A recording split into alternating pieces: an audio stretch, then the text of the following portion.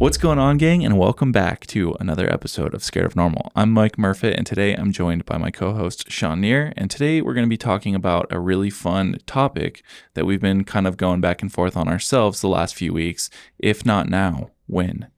Totally. I think we were just talking about it. It's been a trend of our podcast is everyone that we talk to, there's not this perfect time to start their business, become an athlete. You just kind of got to hop in. Yeah, so I'm pretty excited head first into it, right? And I think that's kind of what this podcast is going to be about, is just like, if there's something that you want to do, whether it is, like Shawn said, being a business owner, an entrepreneur, or an athlete, or whatever that might be. Playing the guitar. Yeah. Learning a new skill at home, a new hobby, whatever it is. Like, if not now, when? Like, if you don't start today, when are you going to start? Because, we're all guilty of it, of saying like, oh, well, I'll do that tomorrow.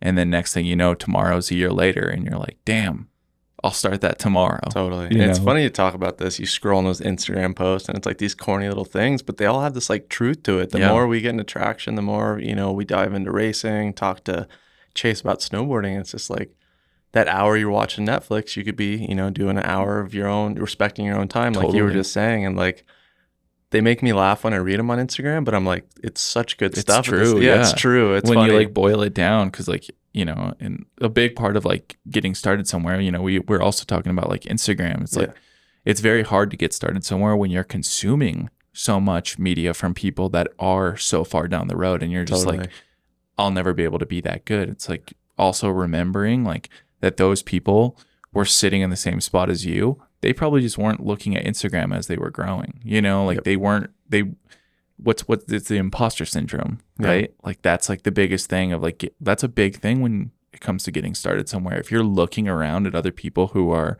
excelling in the field that you want to step into, you're going to be like, wow, I'm not good enough. I'm not worthy to step into that. It's an imposter syndrome. Like those people are showcasing, in most cases, years upon years of hard work and like growth.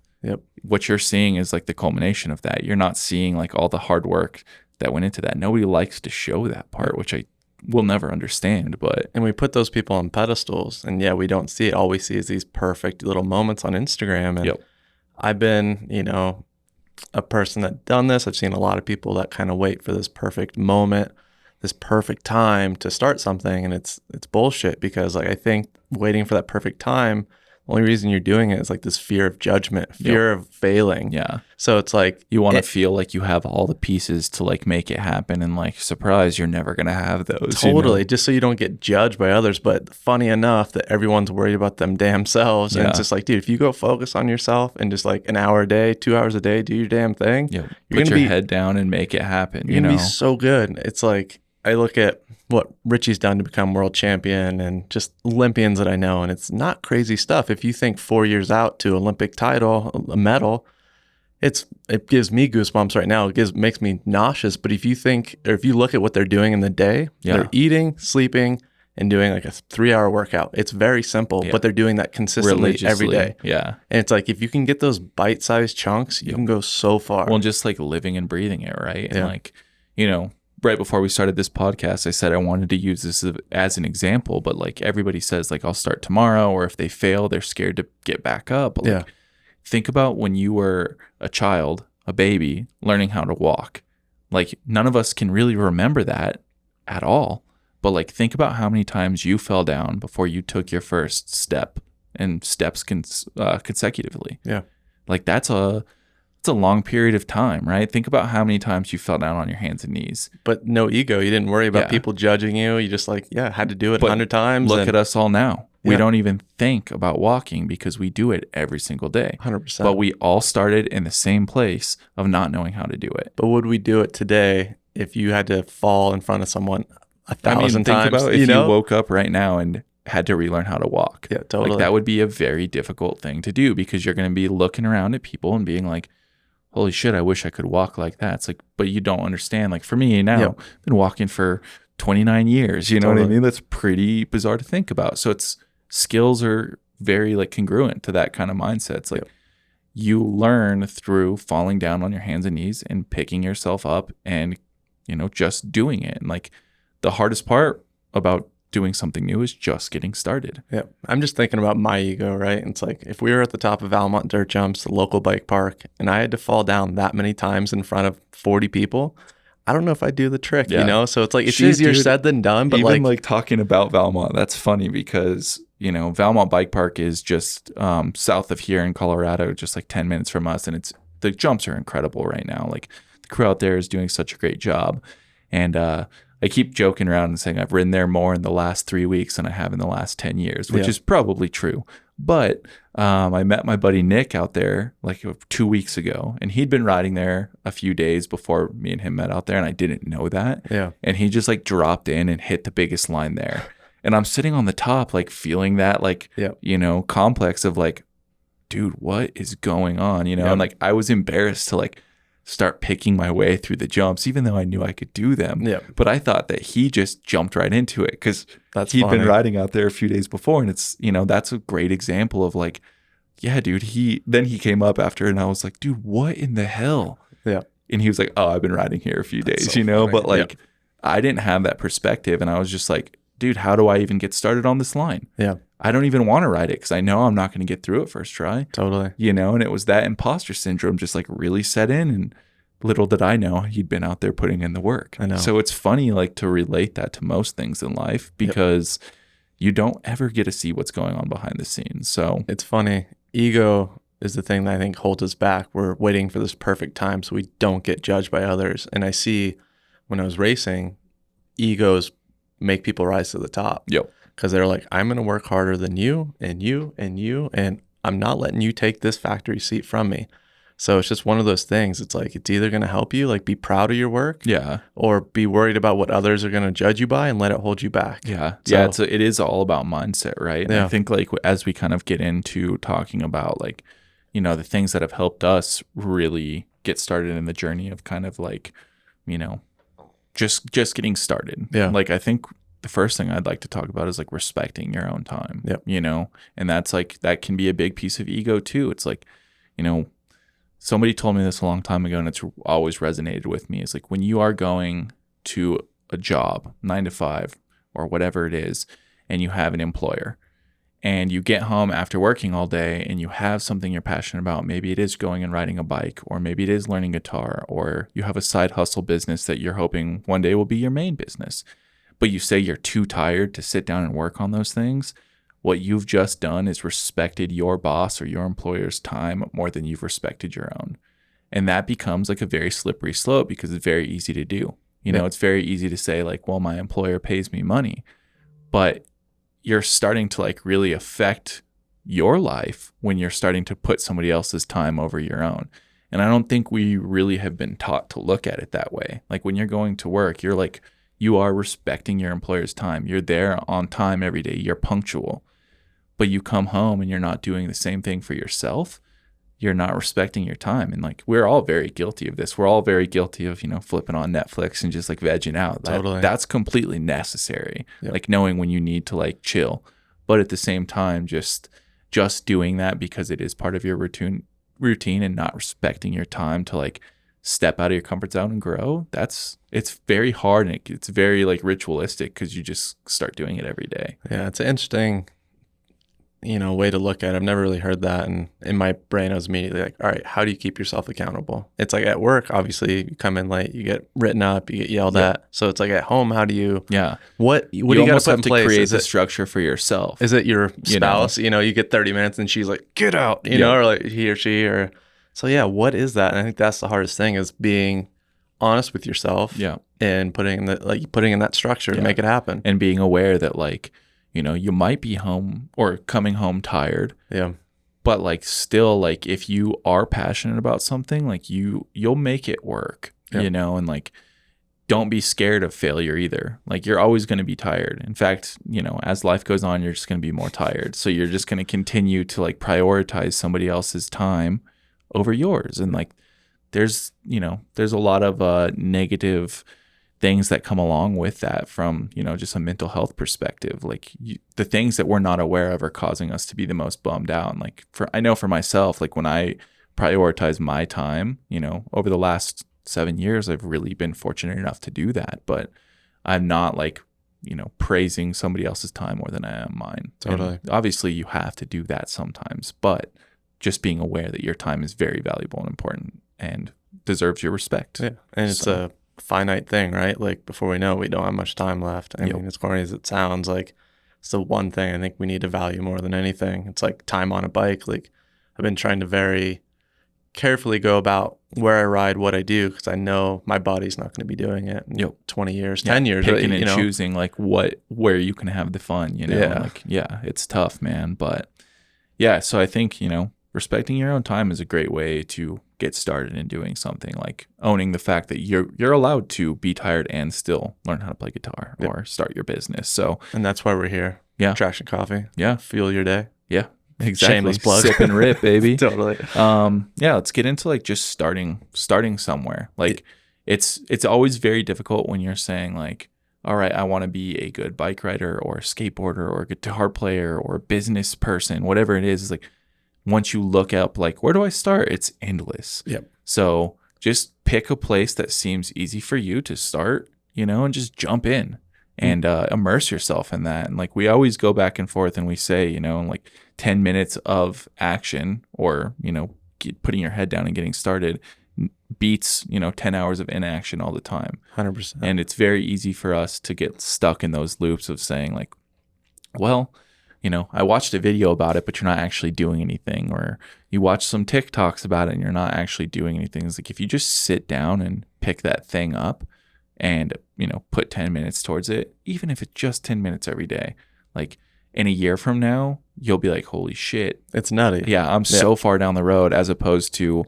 not picking it up in a year from now, looking back and being like, man, I wish I would have done that a year ago, because hindsight's always a bitch, man. It's funny. Like people are so scared to hop into something, until this perfect time, like we were talking. But like I'm actually jealous of some of the people that get into mountain biking, the people I work with, coaching, because they have these aha moments. They're able to, grow so exponentially in the beginning. It's such a fun phase. Yeah. And I don't think people see the beauty of starting before you're ready, because you get to see this consistent growth and be proud of it. You're like, hey, I was there 2 weeks ago. Look where I am now. Yep. Well, I think like this kind of plays into starting somewhere, is like tracking your growth. Yep. And like having perspective as you're starting somewhere, because it's very easy to like hit that first setback and be like, well, fuck, I haven't learned anything. It's like, well, you just failed, so you just learned something. Yep. Like there's always hurdles in getting started. And like if there wasn't, like it wouldn't be worth doing. Like I just look back to the kids that I remember racing BMX with growing up, and like it was usually the talented people who, it came so naturally to them that it was almost too easy and they left. Yep. And they never got to hit those big hurdles, because at some point it was going to get hard. It always does. But, if you're really good at something from the jump, like, or if things weren't hard, I guess is kind of where I'm going with it. It wouldn't be like, if there's not challenge in life, it's very boring. Yeah. It's like the old saying, like, you don't have good days without the bad days. 100%. So, going back to what you're saying, like tracking, I think or tracking your progress, I think it's so important. And because of biking, you're in the air. We always took videos, took pictures, showed it to our friends, our family. And like, I think that validation from them, like keeps you going, keeps you motivated to like see that look on their face. Well, even like for us, it's like, you can really track your progression by like how big of a trick or how big of a jump. Totally. So like it's very visible. It's very physical things. Yeah. But like in business, it's very hard to track progress. Like obviously looking at sales, but like there's a lot of days where I sit here and I'm like, damn, we haven't done anything. And we've been doing this for almost 4 years. Yep. And then I have to look back in perspective and like look at those goals we've knocked off and like, on a timeline.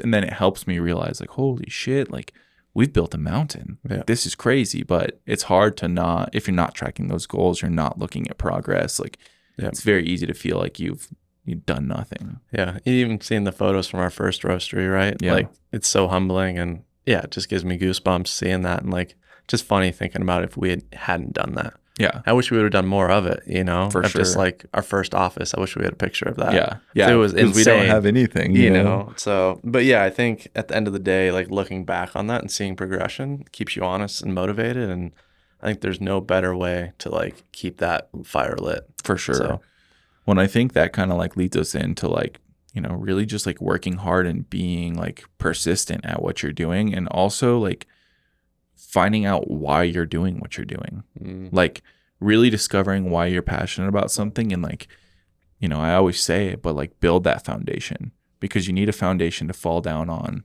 when you hit those first obstacles. Like know that why. Like why do you show up every day? And that, essentially is building that foundation for yourself.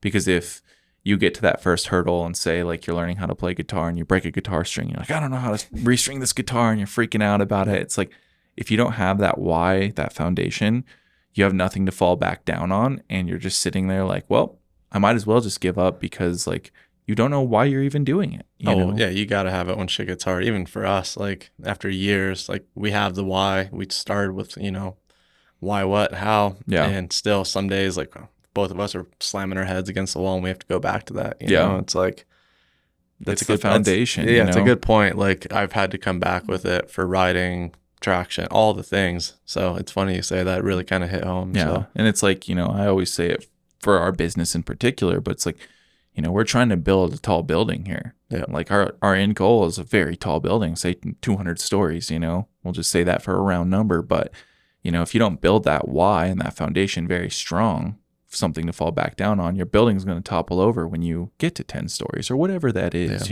so really forming that why, and like write it down, put it somewhere where you're going to see it all the time. If you're not putting it at the front of your brain, because like seeing that on your refrigerator door of, I'm learning how to play guitar because it makes me happy. Whatever, if it's that simple, fuck it, put it on the fridge. Totally. And you're going to remember that every single day when you come home from work and have a bad day, or, on the weekend when you feel like you're too tired to do it, you're going to see it.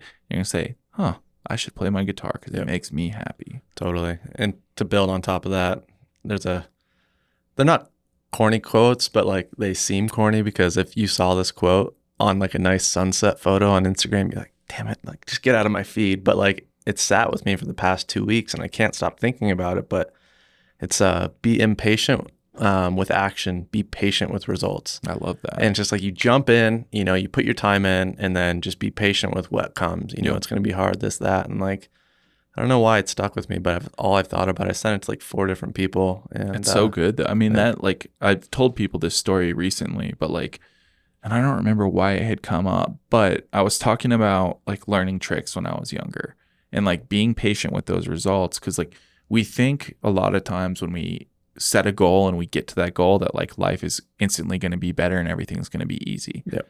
And I remember like, I think I was 15 years old and I was really trying to learn how to do a tail whip on my bike. And the tail whip, if you don't know, is like you basically hold the handlebars and spin the whole bike in a circle and land back on the pedals. And I was, just sure of the fact that like, life was it was going to rain Skittles or something, when I landed this tail whip. And, it took me 4 or 5 months to like get my first one right to my pedals. And like when it happened, it was just like such a like almost like an empty feeling. Totally. Because I had built up that result so much, and like I was very patient to get there, but I also like held this thing on a pedestal of thinking like everything's going to be so easy after this. Totally. And I touched it and like I was like, okay, well now even to this day I still fall on that trick. Yep. So like, also being aware that like a goal is not going to make everything just click and work easily. Yep. And I think, like you said, we build it up, and like we think once we hit that milestone, Skittles are going to fly from the sky. And or for our situation, it's like, hey, if we sell X amount of coffee this month, we're going to get paid. Totally. Well, guess what? It starts all over next month, and like it's just, there is never one finite thing that you achieve and then everything is just like easy. Immediately made me think of like race results, races that I never thought I would do well at, and then do well.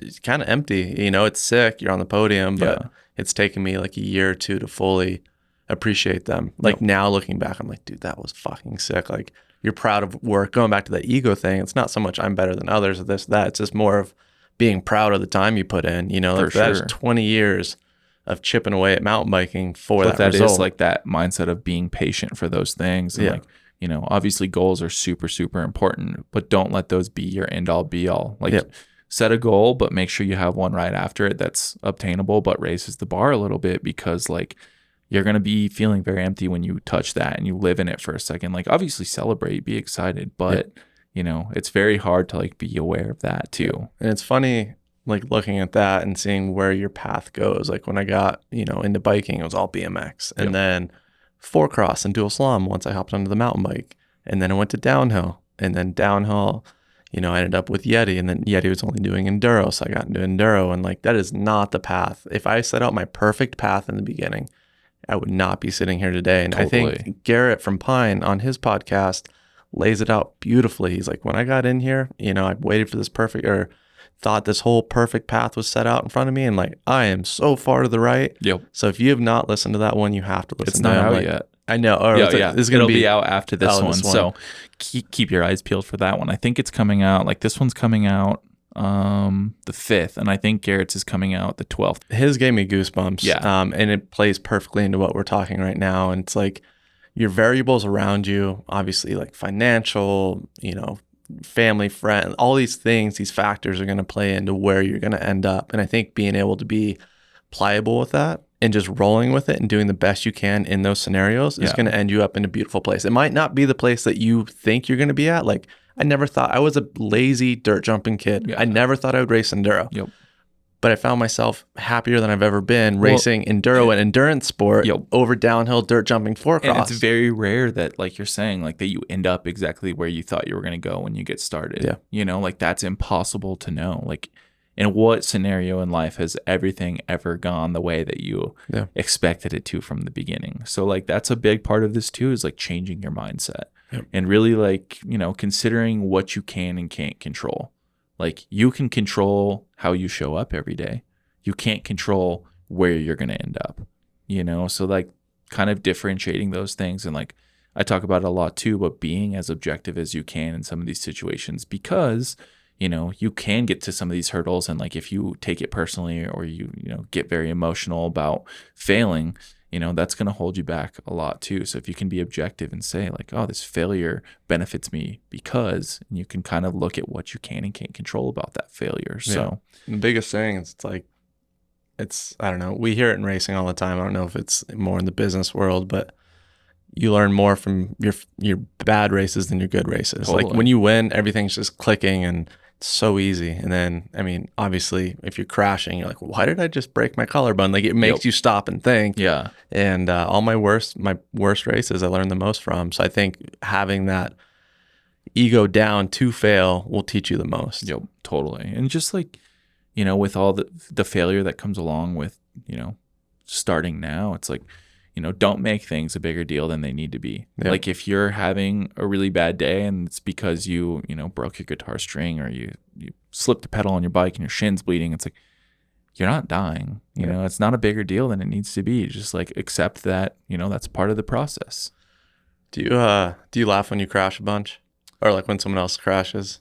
I got this weird habit. It depends on the crash, but like a lot of times when I crash or someone, like one of my good friends crash, if they're not like obviously like broken, but it's like laughing, and I think it's something to like help me get up and do it again. But it's like this tick I've had since I was a kid, and I always try to like laugh off crashes. And usually I just scream fuck.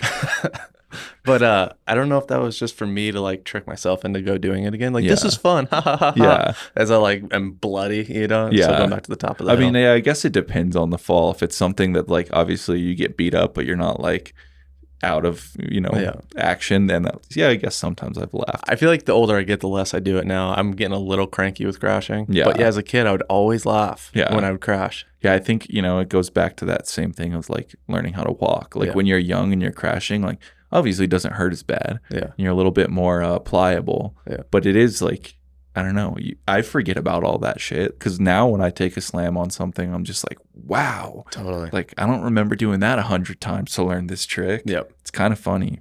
And I think that kind of leads, into like, the hard part of all this stuff. It's, the old saying is it's blood, sweat, and tears, right? Like that's what goes into it. And like, and if it wasn't that, everybody would be doing it. And that's like the truth. Like you have to, you have to go through the shit to get to where you're going. And like, that never stops. For sure. Like you'll get to one of those goals and it's just going to continue. Like it's just a revolving door of like hard work. And so that's very rewarding when you're clicking those goals off and you can be in the headspace of knowing like they're just going to keep coming, and like how can I keep setting the bar a little higher, and like being very optimistic and seeing like problems as opportunities. I think that's a huge thing that like sets us up to like continue to move forward. Like when something's messed up, we're not like sitting around being like, oh, maybe we should just quit. We're like, we immediately have trained ourselves at this point now over the last 15 years of our lives. We've trained ourselves, instead of saying like, oh no, I got a flat tire, to like, how can I fix this flat tire immediately and go ride my bike? Yeah, or sure. you know, here when you know something breaks, our toilet's overflowing, you know, like roaster's on fire. Yeah, something. We're like immediately jumping in and saying, how can we resolve this? Totally. So, and I think going back to what we've talked about it, it's like must be nice. I think I've done it, you've done it, everyone does it. Yeah. And just realizing that most people have the same opportunities in the sense of time, that people are doing what we won't today, so they do what we can't tomorrow. Yep. I think it's a really good saying. It's like all of us, especially with like athletes, like anyone can go sit on a trainer for 3 hours, go to the gym and put in time. Like it's all pretty simple stuff, and they can just outpedal you. So the time, the stopwatch doesn't lie. It's not subjective, you know? And I think just knowing that if you put the time in today, you can do what others can't tomorrow. And like just being honest with yourself when you see other people and you're like jealous of it, being like, hey, they're putting in the time that they're not showing. You're not getting to see it on Instagram. You just see them holding the medal, you start their business. But like, you have to just be honest that they put the steps in every day to get there. And hey, I can do that too. I just need to stop. Well, and I found myself like, Cheyenne, my wife, always gives me shit because like I found myself like every time I'm looking at a successful business where I used to say must be nice, or I watch a movie or whatever it is, instead of like enjoying that successful business or the movie or the YouTube video or whatever it is, my brain goes to, how did they pull this off? You know what I mean? So I'm like, you know, we're so far down this rabbit hole now where like I'm always looking at like, okay, who owns this company? How did they show up? You know, what made them different? Or when I'm watching a movie, like how was this like scene filmed and how was it lit? And, like I'm looking more at like, you know, the execution versus the finished product, because that is what matters, Poor right? Cheyenne. She's like, shut I know, the dude. fuck up. I ruin it all because I'm always like, I wonder, like we go to an ice cream shop, I'm like going through in my head like what the process could be to make their ice cream. So like just looking at like, you know, I like, you know, again, I like to now look at like the hard work because we know somewhat of what it takes to like run a business. So that's like where I'm always looking at it for other people. And I've tried to change my brain from saying must be nice to like, cool, how did they do this and how can we apply some of their success here, you know, and like understanding that, you know, a great product or a great result or just being able to smile from playing the guitar, that's all a culmination of a lot of hard work and a lot of execution, and more than both of those things, a lot of failure, you know, and like embracing the failure is like the biggest thing that, you know, anybody that has persevered is like, that's their biggest strength, I think. You know, being able to embrace failure and like learn from it and move forward. And I think just not writing anyone off, I think some of the best advice I'd ever got for racing was people that had never touched a bike. Obviously my parents never raced. They gave me a lot of good tips, but my uncle was another person, lives out in San Francisco, works for Google. And yeah, just the advice he had given me over the years really helped me be more confident in all these things. And I think as a young kid, I would have been like, what do you know about bikes? And as older I got, you know, just stopped and listened to more people, and it just helped me a lot more. So just being open to networking and cross-pollinating, because he's going to learn something from you, you're going to learn something from him. Well, and I think talking about networking, like it's probably a good time to talk about like surrounding yourself with people who keep you accountable.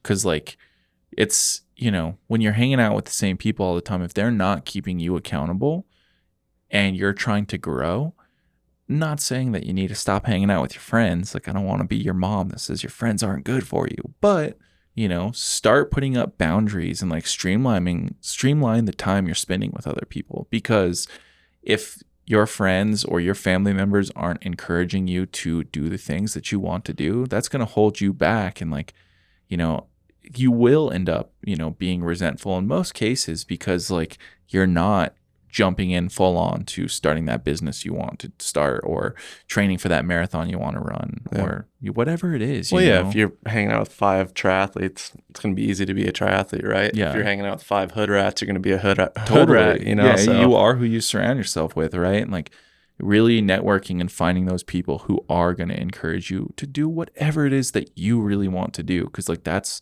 in my opinion, the most important thing in life is like being a little selfish and saying like, what is going to make me happy? Yeah. Is it starting that business? Is it winning that marathon? Cool. How can I surround with myself with people who are going to tell me and keep me accountable when I don't show up? Yep. You know, like I love having that around me. It's like we are that for one another. It's like if I mess something up, I'm going to know. And if you mess something up, you're going to know. And we can be open and honest about that. And like, I have so many friends around me like that now where I can send them something and be like, tell me what you think. Yep. And they're not going to just hype me up because they're my friend, but they're going to be honest. And like, that's how you grow, you know, is like getting people to be very honest with you and pushing you, and like surrounding yourself with that type of energy is very important. 100%. And it's funny looking back on all this, it's really not complicated stuff. It's just holding yourself accountable and putting the systems in place. Like, I think we could run in circles going, you know, which way helped us, this and that. But at the end of the day, it's just putting in consistent time, right? But like, how do you do that after work? How do you have the energy for it? When are you waking up? Those are the things you got to ask yourself. And like that, going back to that why, if you figure those things out, you're going to go far. Yep. At the end of the day, like it's not a complicated conversation we're having. It's just doing it. That's the fucking hard thing. Well, and it's like understanding, you know, figuring out what that why is and then attributing sacrifice to that why. Yeah. Because nobody's saying that it's going to be easy to go do the things you want to do just because you showed up, right? But like showing up makes it a little easier. Yeah.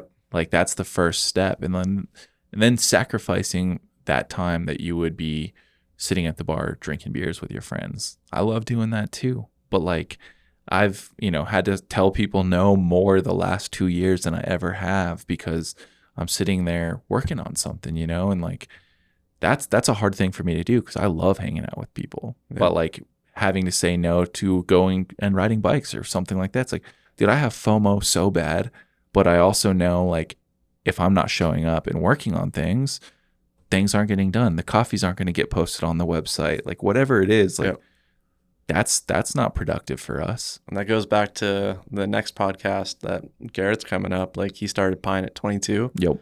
And the sacrifice he had, you know, through his whole 20s. Yeah. It's like that is a real thing. And I have a lot of respect for that dude. So same. Listen to that podcast. Yeah, Garrett's the freaking man. And it's like, but that's the biggest thing, right? It's just like understanding that nothing comes easy. Yeah. And if it did, everybody would have those things. And like there is a lot of beauty in the struggle. In fact, like I tell people all the time, like I always relate like life back to riding a mountain bike, right? It's like the struggle for me on a mountain bike is climbing. Like climbing is, nobody enjoys climbing that much. But I have learned to love it because like you get to like talk to your friends and you're going up and you get to look around. Like descending is obviously fun, but it's over before you know it. And you're not like laughing with your friends and like, you know what I mean? Like you're not getting to take in the scenery. Yeah, you got to figure out the why because the why for me is a lot different why I like climbing. Yeah. I was an overweight kid. So now if I punish myself on the climbs, I can eat my ice cream. I can be a fat kid and not really care. Because I'm like, hey, I just climbed 3,000 feet. Well, like the climb, don't look at me. The climb is like most things on life, right? Yeah. Like when you're going through the thick of it, you're just like, man, fuck all of this. Like when you're climbing up a hill on a mountain bike, like you're just thinking about going down, right? Like you're not enjoying it. But when I think about the most fun times I've ever had, it's climbing and talking with my friends or like talking about how we can't wait to get to the top because we're going to drink a beer or whatever it is. It's like same thing like growing up building dirt jumps. Like I had more fun building those jumps than I did riding those jumps. Yeah. And that's because like, you know, it was hard work. I was with my friends. And like you got to take in those moments where like when you're living in the glory of it, it's like your brain is off. You're not really like recounting those moments, you know? So like it's that same thing of like getting to those goals and then feeling hollow. It's like, holy shit, like why does it feel this way? It's like, well, because you got to keep that momentum going into the next goal. So totally. Yeah, it's like really embracing that struggle. It's like, you know, it's all a part of the process. And that's the fun part about just getting started is like creating a habit out of process, out of the struggle, right? Like it's very easy to get stuck in any sort of habit. So if you create a habit that's growth in the direction that you want to go, it gets a little easier. I think it's just the mental gymnastics that each one of us has to do. You know, Yep. like when I'm going up to climb, it's like, all right, I'm here. I only need to pedal to there.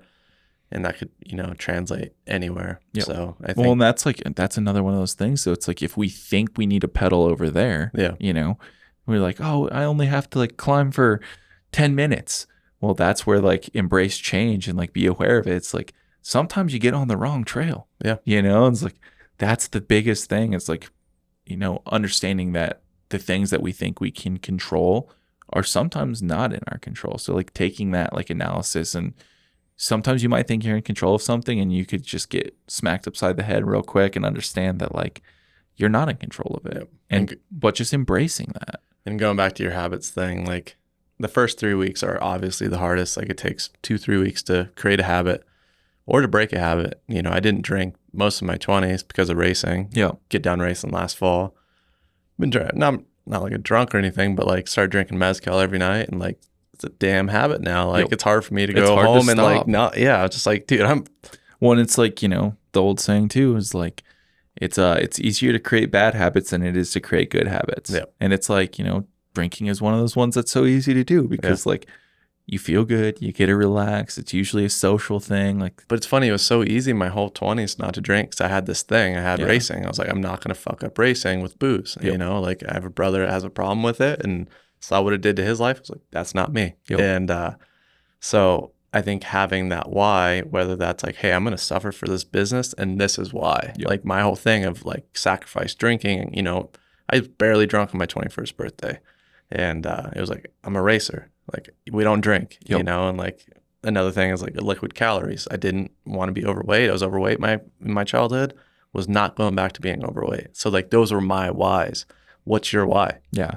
Like why are you going to suffer? Why are you going to give up these things? What is your fucking why? And like, you know, I see it a lot too with people who have a why because, and I hate to say it this way, but like I see it sometimes where it's like, I want to do that because I'll look cool. Yeah. It's like if you're setting out to do something to look a certain way or to be perceived a certain way, like you're going to quit. Yeah. You know, so like digging deeper than the surface level of like how, like, why are you really doing it? Because if you're looking to create a facade like that, when that trend changes, you're going to move on to the next thing. Yeah. So like really digging down and figuring out why you feel like really in your soul that you want to, you know, show up for that thing.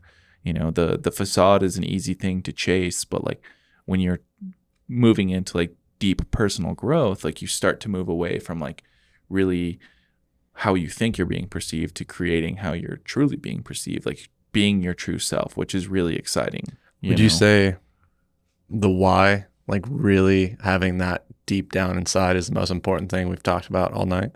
I think so. I really do. Like, I mean, just for pretty much every aspect of life, right? Like, what do I say more than anything the last like year is like live with intention, do things with intention, right? Like, if we're not creating that why for most aspects of our life, then why, you know, there is no intention behind most of our actions. Yeah. Why do you go to work every day? To make money. Well, yeah, that's understandable, but like, why are you going to that specific job? What is it about that? Is it just because of the money? Well, is it making you happy? Like you could probably go work for the same amount of money somewhere that aligns with your why or your intention a little more, make yourself a little happier, you know, and that's obviously just one very broad example, but 100%. Living with that deep rooted why in most of the situations that you're showing up for, it's like that creates longevity in all the things that you're doing. You hit the nail on the head. And I was just looking, if not now, then when, you know, that's what we're going to, you know, be the name of the podcast. But I just kept coming back to the why of like, that's, you know, why we're still here at Traction, obviously why we raced, did all the things. So it's like, damn, should that be the name? Like it's just as important. They're both important. Yeah. I think just being intentional with actions that you make, you know, cause like understanding, like, again, it's like, if you are intentional with the way you spend your time today, you know, the product that you're going to spit out at the end of the day tomorrow is going to be that much better, you know, and it's not saying like, you know, at the beginning of this, we said like, don't chase perfection.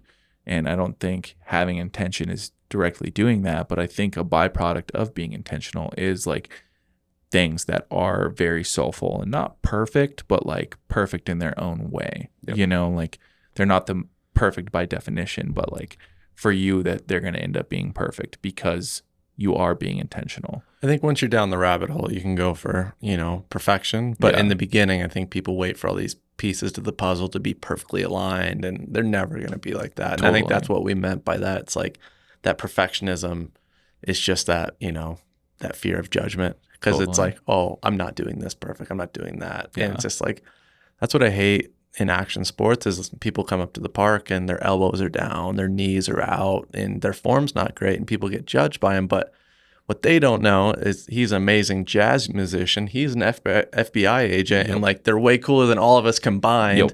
But we're just like they get judged, and like if we can let that go, we can go as far as we want. When it's that's another piece of being intentional. It's like, how are you setting out in the beginning of your days to like interact with people? Yeah. Because if you're going to the bike park and you're judging people, generally it's like a reflection of our true selves, right? So like stepping back and being like, hey, I'm going to like help people today. And you go to the bike park and you see somebody with their elbows down, like, go make a damn friend, dude. Say what's up, like help them, And I think that's like another big part of that intention thing. It's like, that's, I've really tried in my own life to make that mind shifts change. Like, again, I said, I don't want to say it must be nice.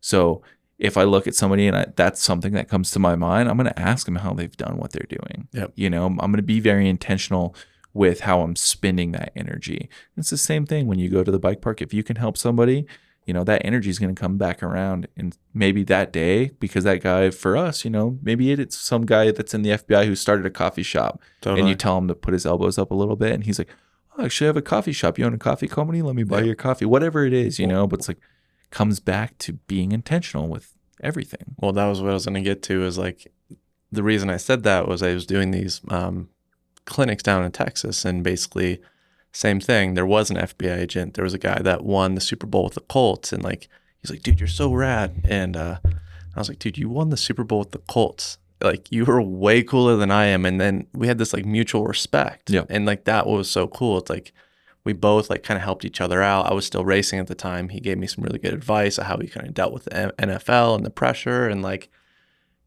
you can find someone, like you said, to help them with their elbows up. And they might be a crazy jazz musician. And they help, you're a guitar player. They help you out. You help them with guitar, or you help them with mountain biking.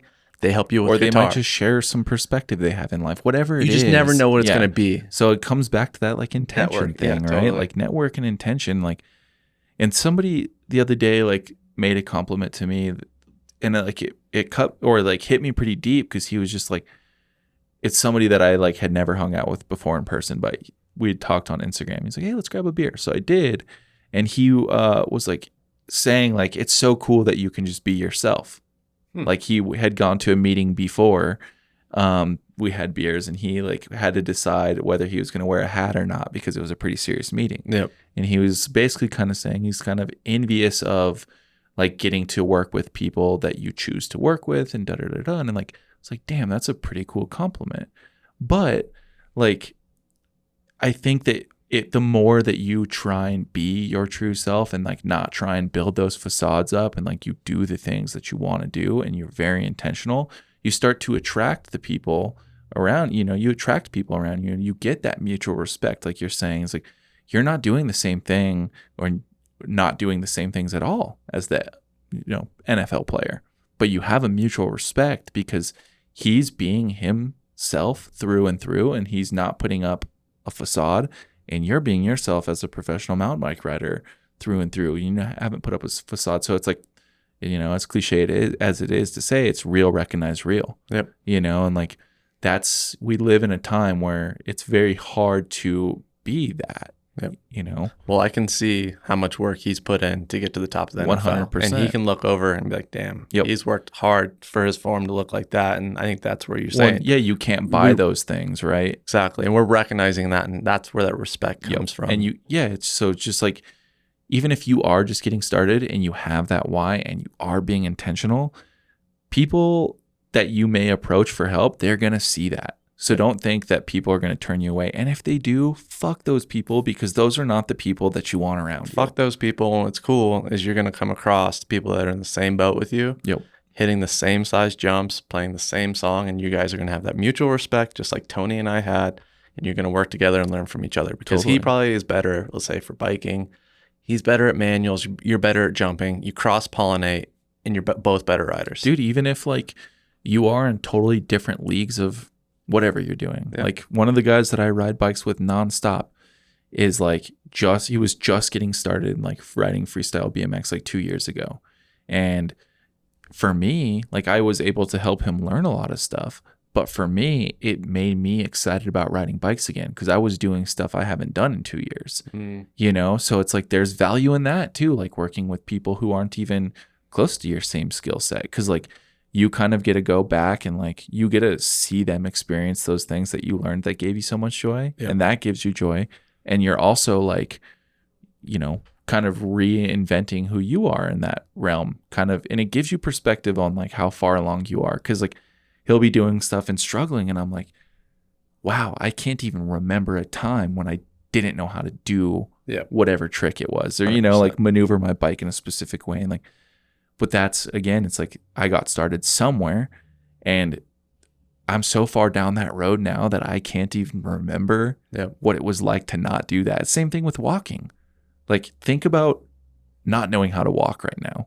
Like that's just erased from your brain. Imagine that. So like being able to help somebody, like, and if you are one of those people who has a lot of skills and somebody approaches you, don't look at them and laugh at them. If they actually give a shit and they want to learn, like, open that door up. Yep. There's a thing I always say, mountain bike coaching, and basically builds right on top of that. Exactly what you said is obviously ride with someone that is better than you. They're going to show you techniques, tell you stuff what to do. They've done it all before. Yep. Ride with someone the same level so you have someone to relate to. Yep.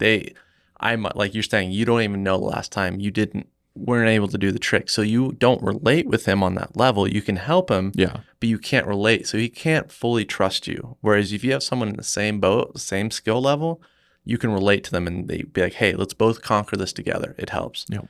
And then obviously teaching someone that's not as good as you, because if you can't say something easy or like simply, you don't know how to do it. Totally. So you can really break it down and be like, hey, to bunny hop, you got to compress, front wheel lift, press into the ground, scoop the back end up, and you break it down. And once you say that, you almost teach it to yourself better. Yeah. So being able to do those three things, teach someone that's not as good as you, ride with someone as good as you, and then someone better. Those three is a perfect combo to keep moving forward. Totally. So yeah, I think like that's a huge part of just getting started is define that network. Yep. You know, find out who you want to stand around and like who's going to help you better yourself every single day. That's freaking massive. Totally. And I think like one of the last things I kind of want to touch on is just like not overcommitting or overpromising.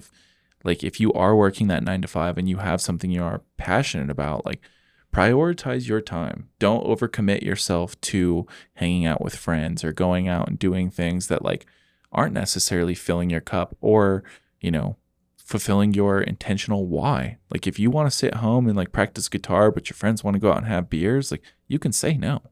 Like, and you're probably going to be better off for it because tomorrow your head's not going to hurt and you're going to be a better guitar player. But don't say no and not play guitar and watch Netflix. Exactly. Be fucking honest with yourself. Because I've definitely done that. Yeah, it's easy to do, you know, and it's like, you know, just being respectful of your own time. Yep. I think that's like one of the biggest takeaways from me, like just that I've learned over the last few years. It's like understanding that you are in control of your time if you say you are.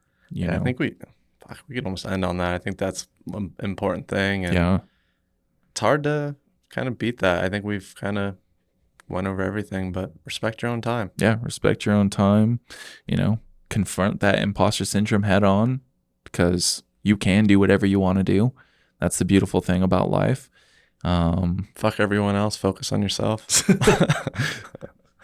To that degree, for sure. I mean, really though, you know, like. Well, I was just going back to like the perfectionism. It's just like I hate when people are just worried about that fear of judgment of others. Because I had it. I remember being at the X Games park in Denver. Or was that Denver Colorado Mills? Mills, Yeah, Colorado Mills, and like I wouldn't drop in because because I was worried what people would say to me. Like, that's a think scary about me. environment too, because like it's packed full of people. And my parents would drive me there, pay for me to go in, and I would just sit on the deck. And like, it wasn't until I was just like, screw everybody. Like, I want to ride my bike. And I think everyone's felt that at some point in their life. Like, and that's why I got at that. It's like, just focus on yourself. Screw everyone else. Yep. And like, I know we said we were going to end on that last part, but I think that is a very important thing. Just not for even starting somewhere, but just for life happiness overall. Like, not that I know everything about that by any means, but like, if you're not making yourself happy, like, you're never going to make anybody else happy. So like, whatever you're doing, like, you just have to make sure you're filling your fucking cup, man. And that's like you just said, like, if you're looking around the room thinking everybody's looking at you and you kind of get in your shell, it's like, you're never going to fulfill yourself that way, because like 10 times out of 10, nobody's even looking at you. They're worried about themselves. Yeah. And they're not even worried about themselves. They're worried about TikTok. You know what I mean? Like, people aren't watching you. So just live the fucking dream, man. Respect your time. Work hard and know your why. Be intentional with your life. And, if there's anything we can ever do to help you or give you some guidance, or if you can help us, our ears are always open. We're always looking for opportunities, and we love making new friends. So with that, I'm going to give our shameless little plug again. If you're listening to this on Spotify, Apple, or Amazon, leave us a review. Let people know what you think of the podcast. And if you're feeling so gracious, share a link on your Instagram. That helps us endlessly. If there's an episode that you really like, let people know about it. And if you're watching it on YouTube, do the same thing. Subscribe, share the love. We really appreciate it. This project's been really fun. Speaking about YouTube, I may have just lost footage. Oh, don't even bring that up. So we have 2 more guest podcasts that are filmed and recorded. Thankfully, the audio is all good, but we may have lost video. So I'm going to go actually start working on that right now and get this podcast edited to come out in 2 days. So, and lastly, we have something to talk about on the in the front of the table is we are dropping a really fun podcast with 𝙎𝘾𝘼𝙍𝙬𝘿. We finally did collaboration. What did I say? Coffee? Podcast. Oh, podcast. We do need to get someone on. We should do a Yeti podcast. But we got a fun single origin coffee coming out, and one of the coolest mugs we've ever done, the slider mug. So I'm gonna hold it up to the camera so you can see it. Yeah, if you're watching it, definitely peep this thing.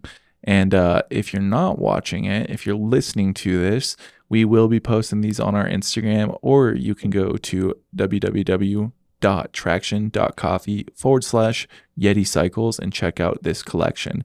We're really excited about this one. In fact, I'm pretty sure Yeti was our first ever collaboration. So almost 4 years later, like, we're dropping this project again, bringing it out of the vault. I love it. So sick. It's like the McRib. Yeah. Gets better every time. Yeah, this one is the best one we've done yet. So excited about this one. Definitely check it out. And with that being said, we'll catch you next time. Keep being scared of normal. Peace.